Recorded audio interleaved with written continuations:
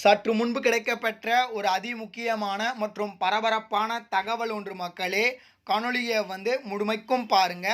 யாருடன் கூட்டணி? தாவேக அறிவிப்பு. 3 பெரிய கட்சிகளுடன் கூட்டணி. அந்த 3 பெரிய கட்சிகள் என்னென்ன? எந்தெந்த கட்சியுடன் தாவேக கூட்டணி வகிக்க போகிறது?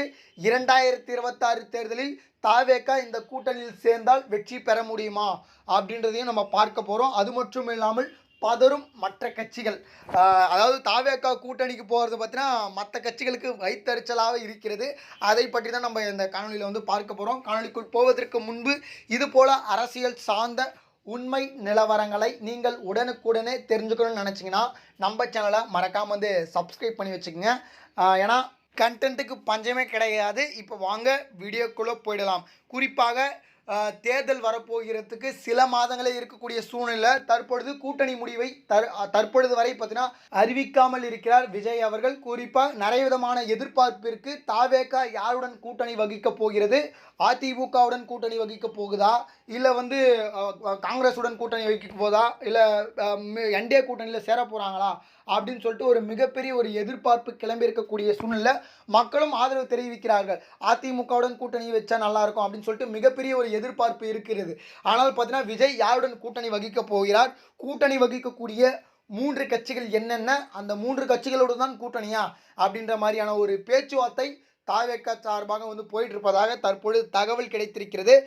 குறிப்பாக விஜய் அவர்கள் அதிமுகவுடன் கூட்டணி வைப்பாரா அப்படின்னு சொல்லிட்டு கேட்டிங்கன்னா மிகப்பெரிய ஒரு கேள்விக்குறி. அதாவது விஜய் அவர்கள் என்ன சொல்லியிருக்காருன்னா, பாஜக மற்றும் திமுக இவர்களுடன் கூட்டணி கிடையாது, இவர்கள் அல்லாமல் எந்த கட்சியுடன் கூட்டணி போக தயார் அப்படின்ற மாதிரி சொல்லியிருக்காங்க. அப்போ அதிமுகவுடன் கூட்டணி போகலாமே. ஏன்னா தமிழ்நாட்டில் 2வது பெரிய கட்சினா தற்பொழுது அதிமுக தான் இருக்குது.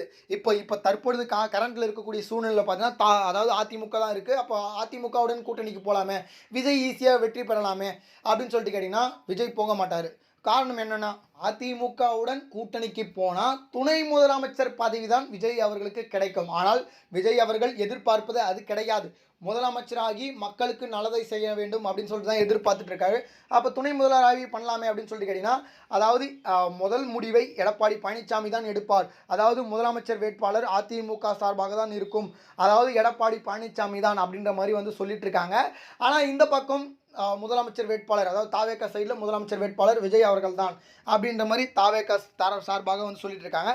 இதனால் இவர்கள் கூட்டணிக்கு செல்வதற்கான வாய்ப்பு மிகவும் குறைவாக பார்க்கப்படுகிறது.